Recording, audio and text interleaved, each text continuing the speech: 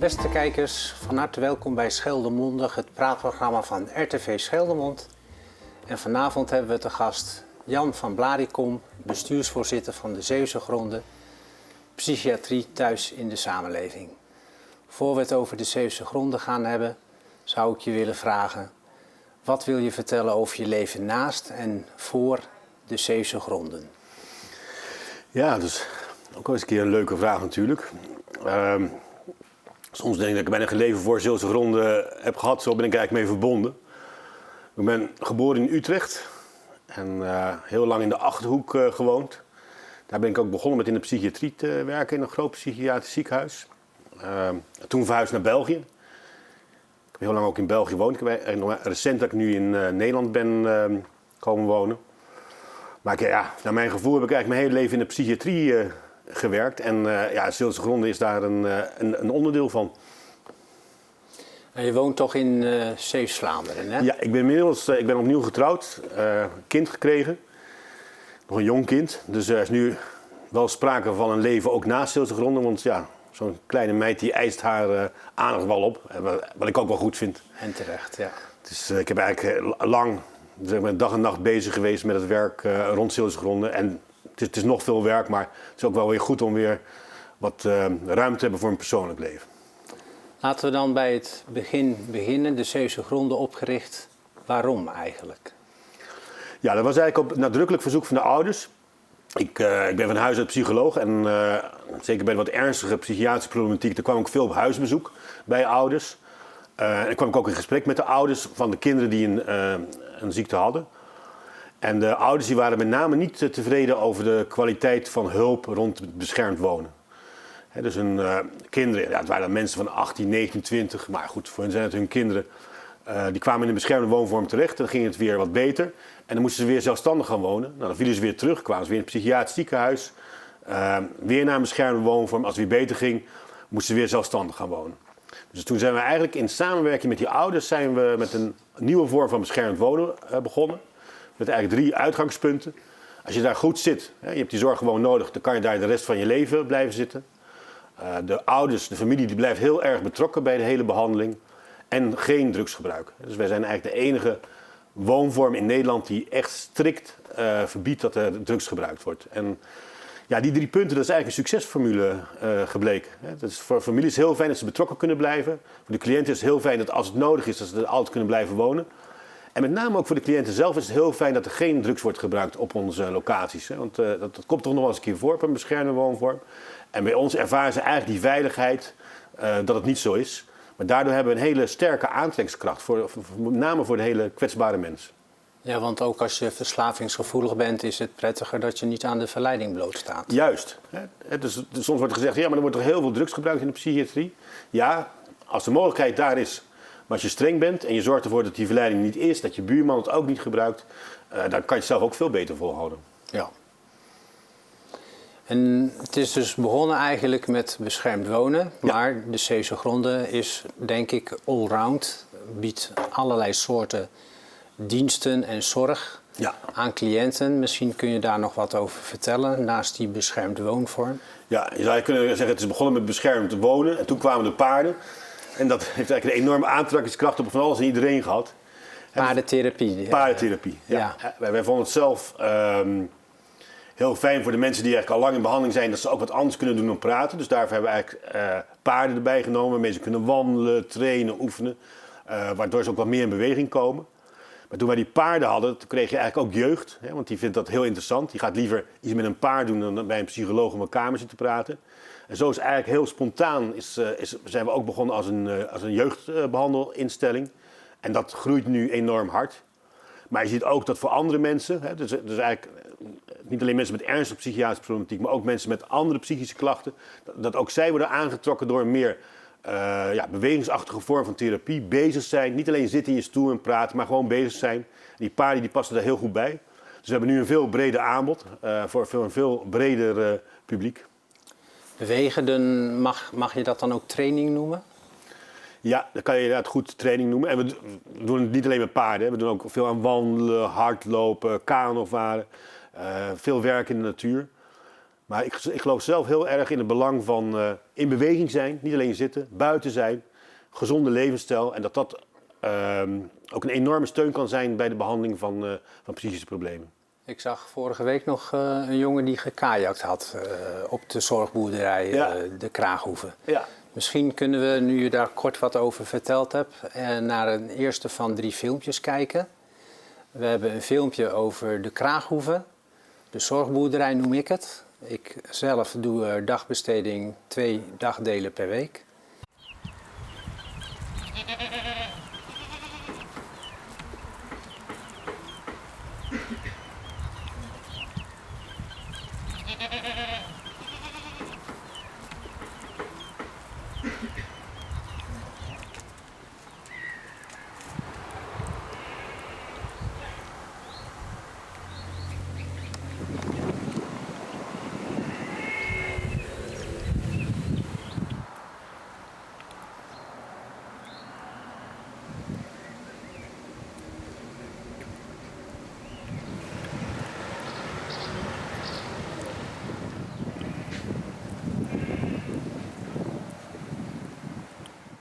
Ik zag als slot, hier heb je je telefoon niet nodig, aandacht voor elkaar. Ja, dus het is wel een unieke werkplek daar. Dus zowel de cliënten die daar komen als de medewerkers zeggen we tegen van hou je telefoon in een lokker. Niet meenemen tijdens de dagbesteding of tijdens de lunch.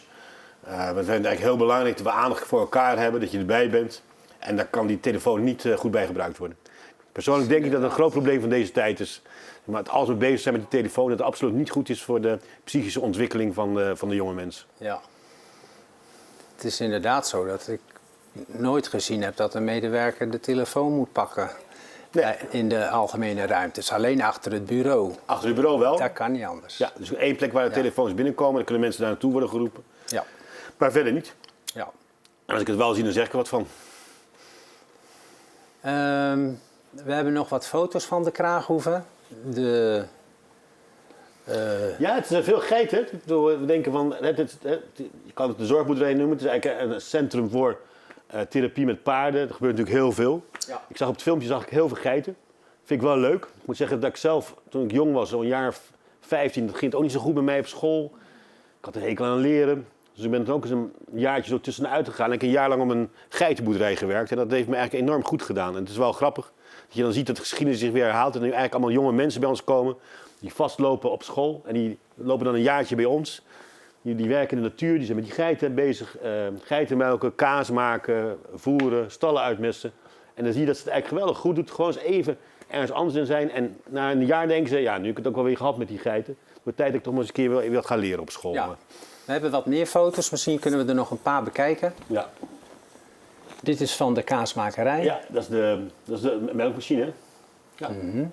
Inmiddels zijn ze begonnen met kaas maken.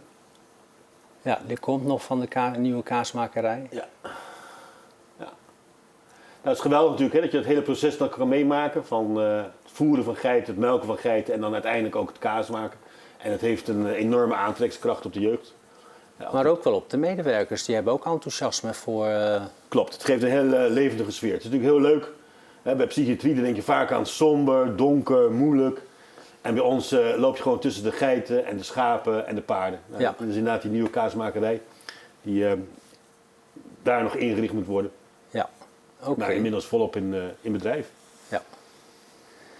Dan zou ik de stap willen maken naar de gewone zorg, want die is er denk ik ook bij de Zeeuwse Gronden. Behandeling heet dat dan, of therapie misschien. Die hebben jullie toch ook, hè? Een gewoon gesprek met een psycholoog en een psychiater, medicatie, Ja. Dat hoort er ook bij. Ja, je zou eigenlijk kunnen zeggen dat we sowieso gewone zorg doen. Ja. En dat is dan de plus erbovenop. Ja, die heb je verteld, ja. Maar inderdaad, voor heel veel mensen is het inderdaad belangrijk dat ze ook gesprekken hebben met een psycholoog. Veel mensen gebruiken ook medicijnen, dus ze moeten ook regelmatig een psychiater zien. Dus we hebben verschillende teams. We hebben een team hier voor Zeeuws-Vlaanderen, waar mensen in behandeling zijn. En we hebben een team voor Walcheren en de omgeving. Dus een hoofdkantoor in Middelburg. Ja. En zo kunnen we bijna heel Zeeland bestrijken. Ja. En voor een deel gaan wij dus bij mensen thuis op bezoek. Niet iedereen kan naar ons komen. Niet iedereen is natuurlijk ook een beetje speciaal in ons werk. Hè. Vindt van zichzelf dat hij iets heeft, hè, dat hij een ziekte heeft. Die denkt soms van, ik ben gewoon heel speciaal. En dat is hij ook. Hè. We zijn ook allemaal heel speciaal, maar soms moeten we dat toch wel een beetje bijsturen. Dus die mensen zullen wat meer thuis opzoeken. En andere mensen komen gewoon op kantoor. Ja. En hoe zit dat in West-Zeeuws-Vlaanderen? Jullie hebben daar ook cliënten, neem ik aan. Ja, we hebben heel wat cliënten ook hier in West-Zeeuws-Vlaanderen. Ik denk dat je, als je het over heel Zeeuws-Vlaanderen hebt, hebben we ongeveer 400 cliënten. En ik denk dat er daarvan 100 hier in West-Zeeuws-Vlaanderen zitten. Geldt hetzelfde voor. Die bezoeken we thuis. Die kunnen ook op dagbehandeling of dagbesteding komen op de Kraaghoeve. We hebben gelukkig een systeem van eigen vervoer. Dus we hebben ook vrijwilligers en cliënten die andere mensen weer ophalen thuis. Dat heet heen en weer, toch? En dat heet heen en weer. Ja, dat klopt. En dat is natuurlijk met openbaar vervoer, zeker hier in de Uithoeken, best lastig is. Dus we halen de mensen zelf op en we brengen ze weer terug thuis. Ja. Maar we zijn zeker ook actief in West-Zeeuws-Vlaanderen. Maar er gaat iets veranderen, want wij hebben je mede uitgenodigd omdat de Zeeuwse Gronden zich, als het goed gaat vestigen in Breskens met een woonlocatie. Ja, dat klopt. Dus daarmee is ook eigenlijk een lange wens gaat in vervulling, zou ik zeggen. Want we zijn natuurlijk als Zeeuwse Gronden, ja, we werken nu in heel Zeeland. We zijn ook al over de grenzen van Zeeland aan het kijken. We hebben ook plannen voor woonvormen in Zuid-Holland. Maar ondertussen, we hebben in heel Zeeland hebben we woonvormen, maar ondertussen nog altijd maar niet in West-Zeeuws-Vlaanderen. Terwijl Zeeuws-Vlaanderen toch onze thuisbasis is. Ja. Dus ik ben ontzettend blij dat we nu echt wel concrete plannen hebben voor Breskens. Voor een hele mooie woonlocatie daar. En dat ook hier mensen die dat gewoon nodig hebben, zo'n beschermde woonvorm, dat ze daar een beroep op kunnen doen. En de mensen die thuis blijven wonen, zullen die dan ook hun zorg wat dichterbij ontvangen vanuit die woonlocatie? Ja, dat gaat dan wat makkelijker. Dus wat we overal doen, is dat we ook vanuit die woonlocatie ambulante begeleiding geven. Dan gaan we ook bij de mensen thuis op bezoek. Het kan ook zijn dat mensen een keer bij ons op bezoek komen of daar eens een keer een maaltijd meedoen. Maar dan wordt het wel wat makkelijker om die zorg hier goed te geven. Want ambulant, dat betekent mobiel of betekent dat... Ambulant betekent dat je gewoon thuis, mensen wonen thuis en wij gaan bij mensen thuis op bezoek. Ja. Maar ik denk, ja, het is heel goed. Mensen beseffen het niet altijd, hè, maar psychiatrie komt eigenlijk best veel voor. En wat dat betreft, en dat hebben wij ook laten zien natuurlijk in de afgelopen 20 jaar met Zeeuwse Gronden, dat eigenlijk iedere regio, iedere gemeente kan gewoon zo'n woonvorm gebruiken. We denken soms dat het heel ver van ons afstaat. Maar als er dan eenmaal ergens een woonvorm in is, dan zeggen ze, hé, daar woont Truus of daar woont Marieke. Daar heb ik nog bij in de klas gezeten en ik wist dat het minder goed ging. En nu zit ze hier in de woonvorm. Dus het is heel goed wanneer je dat niet ophoopt tot een paar grote centra, maar dat je dat zoveel mogelijk over het gebied, over de regio kan verspreiden. Kun je er een percentage aan hangen hoeveel mensen er in Nederland psychische steun in welke vorm dan ook nodig hebben? Al is het maar gesprekken met een psycholoog.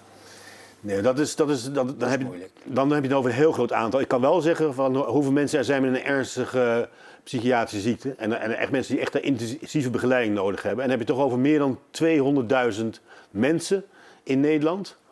En van die 200.000 mensen heb je ongeveer 10%, iets meer misschien, die beroep doet op een beschermde woonvorm. Dus je hebt eigenlijk in heel Nederland in totaal 20.000 mensen die een beschermde woonvorm nodig hebben. En kan je dan zeggen dat als je beschermd wonen nodig hebt, dat je een extra steuntje in de rug nodig hebt? Je hebt een extra steuntje in de rug nodig, maar je hebt ook een veilige omgeving nodig. Het mooie van zo'n beschermde woonvorm, dat zijn appartementen. Maar wel weer binnen een groter geheel. Dus mensen kunnen elkaar ontmoeten. Er is een gemeenschappelijke huiskamer waar ze samen kunnen eten, waar ze samen kunnen praten. Veel mensen maken eigenlijk contact omdat ze in die woonvorm komen wonen. Dan kunnen ze makkelijk een keer met iemand anders naar de winkel. Dus het is een steuntje in de rug, het is een ondersteuning. Maar die sociale factor, die is eigenlijk het meest belangrijke. Dat zo'n groep eigenlijk een hechte gemeenschap vormt en steun geeft aan elkaar. Ik kan uit eigen ervaring spreken dat de buren van een beschermde woonvorm ook bevriend kunnen raken met je. En dat is een enorme verrijking van je dagelijks bestaan. Om een goede buur als dichtbij je vriend te hebben. Ja. Nou, dat is mooi dat die ervaring er is. En we hebben die ervaring ook vaak. Kijk, het woord psychiatrie, dat roept altijd nog veel op bij mensen. Veel emotie. Dan denken ze, oh eng, wat is het? Hè? Maar ik zeg, dat valt meestal weg op het moment dat we ergens komen. Dat mensen dan ook zien, hé, maar ik ken degene die daar woont. En wat ik al zei, die heb ik in de klas gezeten. Of heb ik nog samen mee op een sportclub gezeten. Dus het wordt gewoner. En het mooie is, hè, dat als wij eenmaal ergens zitten, en we hebben die ervaring natuurlijk al vaak gehad, dat mensen dan zeggen van, nou, we vinden het eigenlijk een verrijking voor de buurt. We willen het eigenlijk helemaal niet meer weg. Dit hoort gewoon bij onze samenleving. Ik stel voor dat we naar een tweede filmpje gaan kijken. Daar ga je met paarden om en die haal je op. In een laatste filmpje ga je paarden ook mennen. Misschien kan je dan tussendoor wat vertellen over paardentherapie, want daar ben ik niet in thuis. Daar kan ik me nog niet zo heel veel bij voorstellen.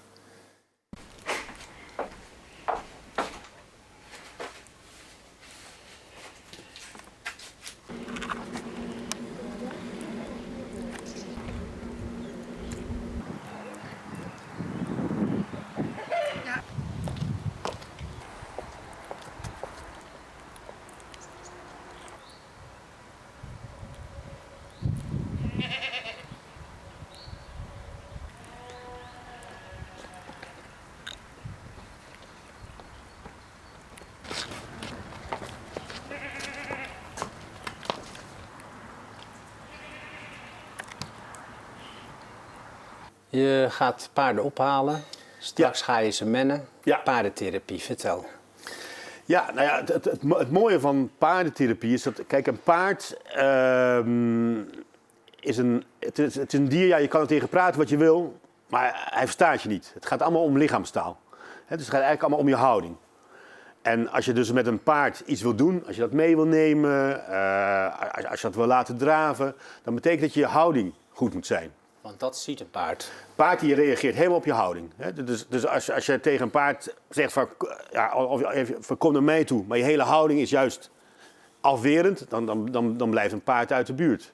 Dus je moet heel uitnodigend zijn, maar ook heel duidelijk zijn. En dat leren we dus, door middel van die paarden leren we dat aan mensen. Dat ze eigenlijk heel goed een lichaamshouding gaan krijgen, dat ze veel assertiever worden. Dat ze meer zelfvertrouwen krijgen en dat is heel erg belangrijk. Ja. Dus je kan zeggen, mensen die komen beter in hun lichaam te staan. En ja, dat leer je niet alleen maar met gesprekken. Nee. Ja, mensen leren dus nog meer dan de lichaamshouding. Ze leren ook wat erachter zit, wat ze uitdrukken met hun lichaamshouding. Ze leren om weer krachtiger te worden. Ja. En dat is ook echt heel erg leuk bij jonge mensen. We hebben kinderen, 14, 15, die veel op school gepest zijn. Dat is vaak een reden dat ze bij ons komen, ze uitvallen dan op school. Die zijn wel bang, die weten niet hoe ze hun kracht moeten gebruiken. En dan hebben we daar grote paarden daar rondlopen. En dan leer je eigenlijk gewoon door je lichaamshouding een paard achteruit te zetten. Een paard van 600 kilo, wat gewoon omdat jij duidelijk bent, stapje voor stapje achteruit gaat. Nou, dat is natuurlijk enorm goed voor je zelfvertrouwen. Mijn jongste zusje die kon dat toen ze 6 was of zo. Ja? Ja, die had dat van nature. Ja, maar dat is met honden ook trouwens. Ja, het is onafhankelijk van leeftijd. Ja. Dus je kan het op ieder moment. En de ene mens heeft natuurlijk meer gevoel voor de andere. Maar aan de andere kant, veel mensen zeggen, oh ik weet niet wat het voor mij is die therapie met paarden, want ik ben eigenlijk bang voor paarden. Maar als je bij ons rondloopt, je bent er 2 uur met die paarden bezig, dan vergeet ze het. Dan staan ze gewoon naast het paard en aaien ze het paard. Dan is er helemaal geen angst meer. Dat is eigenlijk mooi om te zien. Geweldig, ja. Elke dag genieten wat dat betreft. Ja. Als ik het vragen mag, je bent niet alleen bestuursvoorzitter van de Zeeuwse Ronde. Volgens mij werk je ook gewoon nog steeds mee. Ja, gelukkig wel. Ik zou het echt enorm saai vinden om alleen maar bestuurder te moeten zijn. Dat zou ik niet volhouden. Dus ik werk inderdaad zelf nog als psycholoog. Ik geef zelf nog therapie. Ik geef ook veel therapie met paarden. Ik help ook mee met het trainen van die paarden. En dat is ook goed, want doordat ik zelf nog rondloop, overal kom. Op de grond. Met de benen op de grond, ja. Ik kan inderdaad goed, die paarden die zorgen ervoor dat ik de benen op de grond ben. Maar ook het werk met de cliënten zorgt ook ervoor dat je met de benen op de grond blijft. En soms denk je dat het in de zorg alleen maar over geld gaat, of over regelgeving, of nieuwe administratie. En dan raak je op een gegeven moment makkelijk het gevoel kwijt van waar doe je het eigenlijk voor. Ja. Maar op het moment dat ik hier dan weer aan het werk ben of ik ben buiten bezig ben met cliënten bezig, ja, dan ben ik gewoon weer in contact met zoals we ooit begonnen zijn. Dus dat vind ik een grote luxe, dat ik naast bestuurder ook nog gewoon mag werken. Mag meewerken. Ja. Ik stel voor dat we naar het laatste filmpje kijken. Daarin ga je een paard mennen. Oké. En misschien wil je daarna wat over vertellen. Wat dat voor jou betekent. Ja.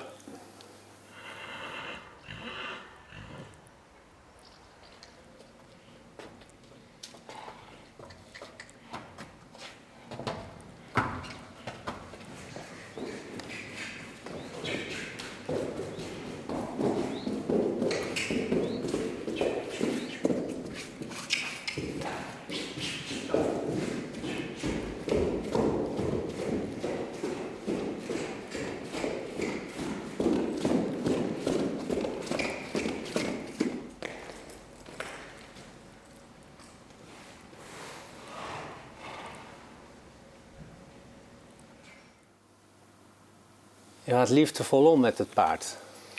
Ja. Valt mij op, denk ik. Nou, dankjewel.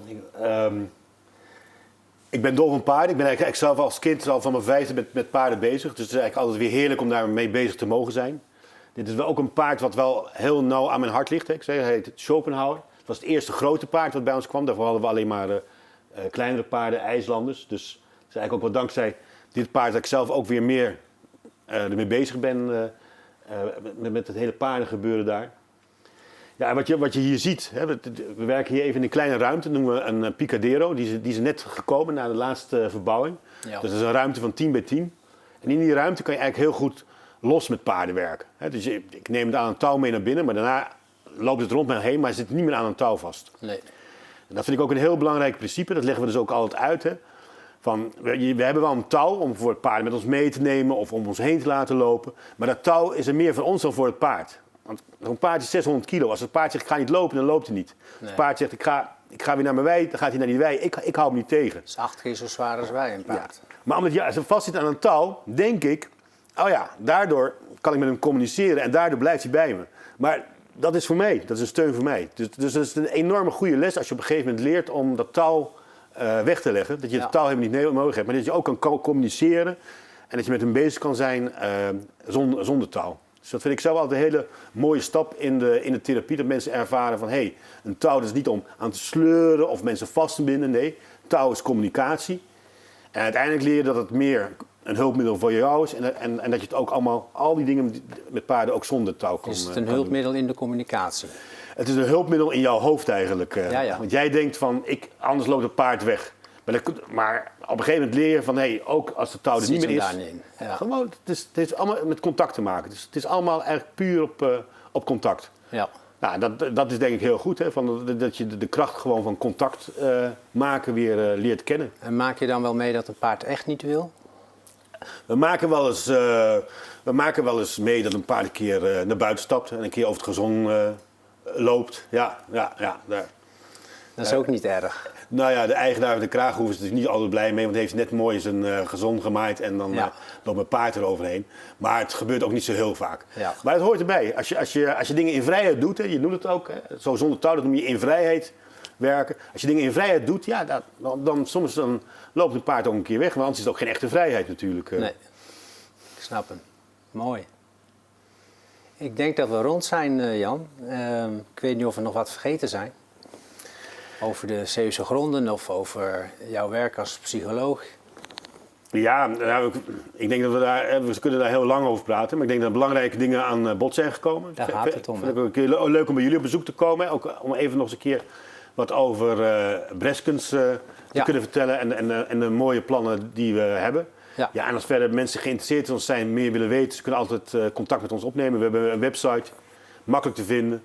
Je doet gewoon in Google Zeeuwse gronden en dan kom je direct bij ons terecht. Nou, en als de vestiging in Breskens rond is, in de zin van dat het plan uitgevoerd kan gaan worden, dan kunnen we een keer een reportage komen maken en laten zien hoe het wordt. Ja, dat lijkt me een heel goed plan. Afgesproken. Mooi, dankjewel. Dan zeg ik dank aan de kijkers. Ik hoop dat u het ook een leuk gesprek vond Volgende week zit hier een collega met een andere gast. Tot de volgende keer.